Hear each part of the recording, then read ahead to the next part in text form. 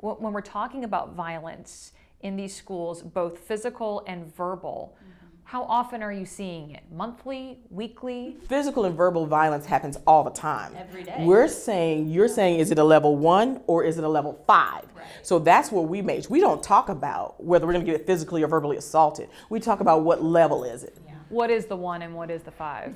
Oh, getting cussed out is a 1. Yeah, okay, and then 5 is like a school shooting. The school shooting. And I probably see a 1 to 3 every day. Yeah. In the hallways. 2 years ago, we had a family threatened on campus, and then they came back and filmed a TikTok with a weapon in hand, in the child's hand, at our school sign. Yeah. We had a lockdown. Somebody entered the building, and we had a lockdown, and all I could do is text my family. Right. Who's in your profession? Do you have a place where you have to have a conversation with your family that you know that I may not ever come back home? Right. Yeah.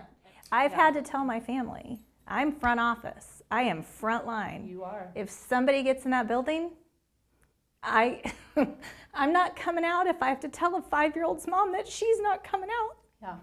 I'm not coming out. How often are you thinking about this? Every day. Constantly. You never know when it's going to happen. Every time the doorbell rings for me. Every time that doorbell rings. There's got to be a fine line between trauma-informed and holding accountable. And I don't think we have found that line. I had to do a room clear, and she tore up my room. Like, it took me probably 20 minutes to put it back together after that. You said a room clear. Is that getting all the other students out Yes, of the room? so you get the kids really quickly. You're like, line up, you're gonna go next door.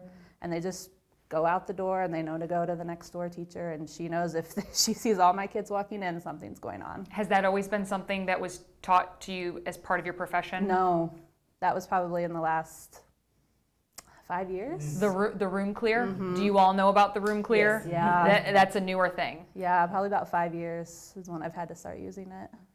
What would help this issue? We need to be more transparent. Yeah. I think that America's, sometimes in the educational system, you have devalued us as professionals to you've equivocated us to a babysitter, and that's not what we are. There's a system that's not in place. And then you have to add the parents into it. Here's where your responsibility is, and you can't say, well, this is your fault. You can't absolve yourself of this responsibility, and we will continue with our responsibility. We need help on this end. Parents are hopefully holding themselves accountable. This is my child. The children need to be accountable for, here's my learning. So where the breakdown in the system, I don't know. Somehow, we got to get it all bought in at all the levels. From the superintendent's office to the administrators, to the teachers, to the staff, to the parents, to the kids. How do you do that? Where is that buy-in? Where is that intermingling?